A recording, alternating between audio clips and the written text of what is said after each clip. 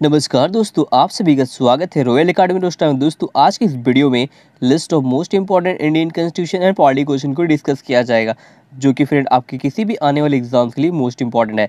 तो चलिए दोस्तों, बिना देर के आज के इस सेशन को स्टार्ट करते हैं। क्वेश्चन नंबर 1 देख सकते हैं फ्रेंड्स यहाँ पर, whose recommendation is mandatory to impeach the president of India from his office before the completion of his term. तो दोस्तों यहाँ पर पूछा गया इस क्वेश्चन में, भारत के राष्ट्रपति पर उनका कार्यकाल पूरा होने से पहले उनके कार्यालय पर महाभियोग चलाने के लिए किसकी सिफारिश अनिवार्य होती है। यहाँ पर आप चार ऑप्शन देख सकते हैं। Option A the prime minister, option B the speaker of the Lok Sabha, option see the chief justice of India and option D the two houses of the parliament. तो फ्रेंड यहाँ पर जो ऑप्शन डी है ये बिल्कुल राइट आंसर हो जाएगा। The two houses of the parliament इस क्वेश्चन का बिल्कुल राइट आंसर हो जाएगा। तो friend, the two houses of the parliament recommendation is mandatory to impeach the president of India from his office before the completion of his or her term. So friend, option D will be the correct answer of this question friend.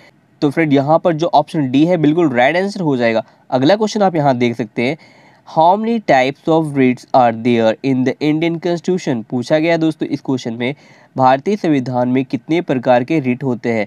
यहाँ पर आप option देख सकते हैं। Option A 5, option B 4, option C 3, option D 2।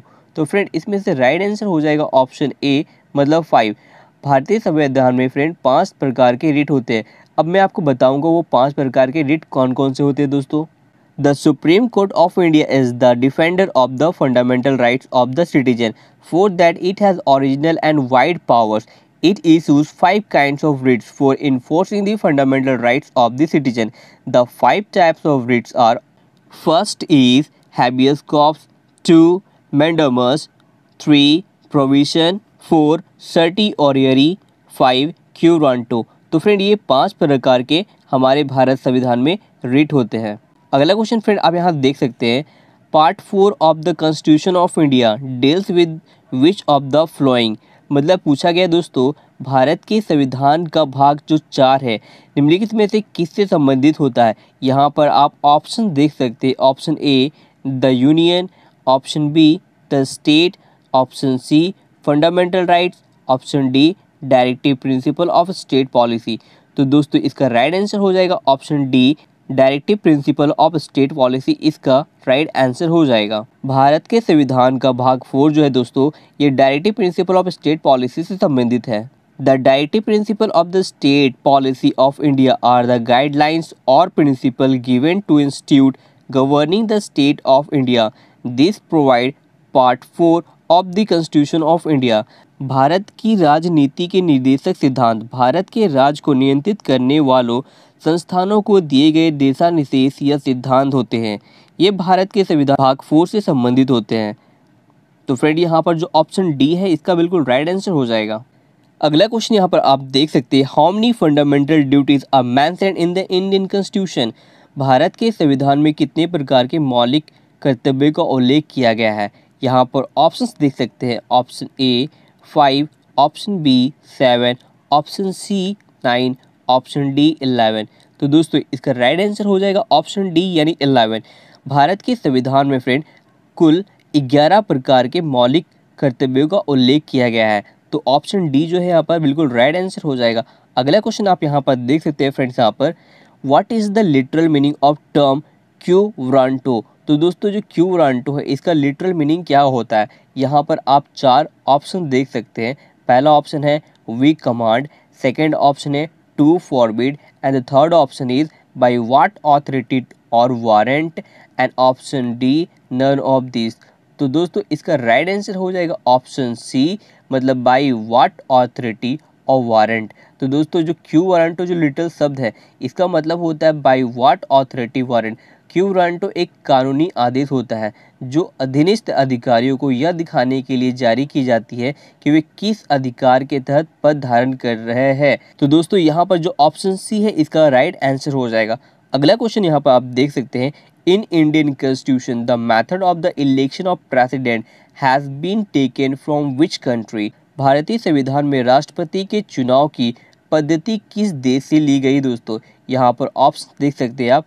Option A Britain, option B USA, option C Ireland, option D Australia. तो दोस्तों इसका right answer हो जाएगा ऑप्शन सी आयरलैंड। तो दोस्तों इस क्वेश्चन में पूछा गया भारतीय संविधान में जो राष्ट्रपति के चुनाव की जो पद्धति है ये फ्रेंड आयरलैंड देश से ली गई है।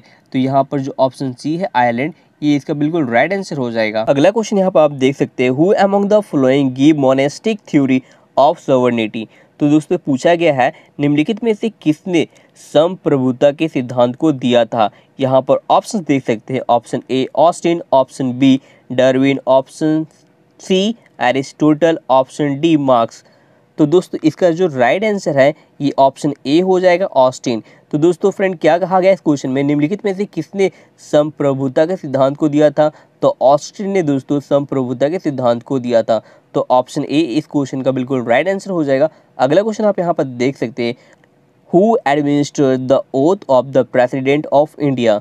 पूछा गया है इस क्वेश्चन में भारत के राष्ट्रपति की शपथ कौन दिलाता है। यहाँ पर आप ऑप्शन देख सकते हैं, option A governor general of India, option B chief justice of India, option C prime minister of India, option D vice president of India. तो फ्रेंड इस क्वेश्चन का बिल्कुल राइट आंसर हो जाएगा option B chief justice of India. मतलब भारत के जो मुख्य न्यायाधीश होते हैं ये भारत के राष्ट्रपति की शपथ को दिलाते हैं दोस्तों। सो ऑप्शन बी यहाँ पर बिल्कुल राइट हो जाएगा। अगला क्वेश्चन आप यहाँ देख सकते हैं, who among the following is the executive head of India. पूछा गया इस क्वेश्चन में निम्नलिखित में से कौन भारत का कार्यकारी प्रमुख होता है। ऑप्शंस देख सकते हैं यहाँ पर, तो इसमें से जो ऑप्शन बी है बिल्कुल राइट आंसर हो जाएगा, यानी प्रेसिडेंट दोस्तों।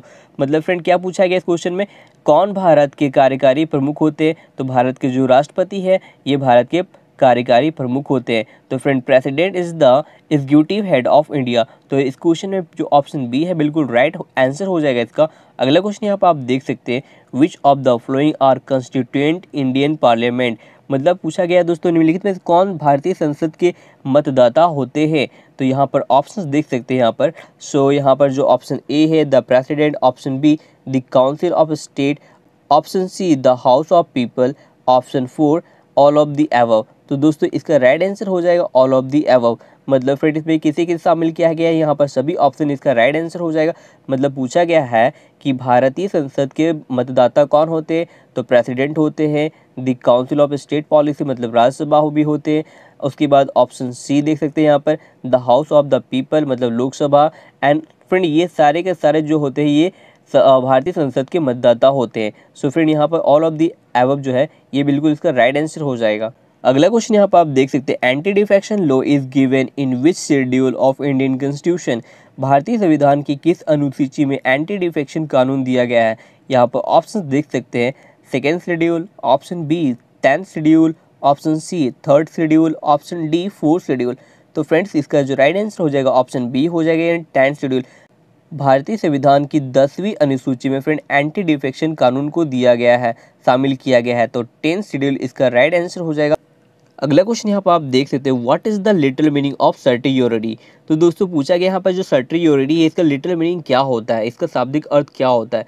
यहाँ पर ऑप्शंस देख सकते हैं, तो इसमें से जो ऑप्शन डी है इसका राइट आंसर हो जाएगा, टू बी सर्टिफाइड और टू बी इन्फॉर्म, प्रमाणित करना या सूचित करना। फ्रेंड यहाँ पे जो सर्टियोरिटी का शाब्दिक अर्थ होता है, यानी ऑप्शन डी इसका राइट आंसर हो जाएगा। अगला क्वेश्चन आप देख सकते हैं, who appoints governor of state in India. पूछा गया इस क्वेश्चन में भारत के राज्य के राज्यपाल की नियुक्ति कौन करता है।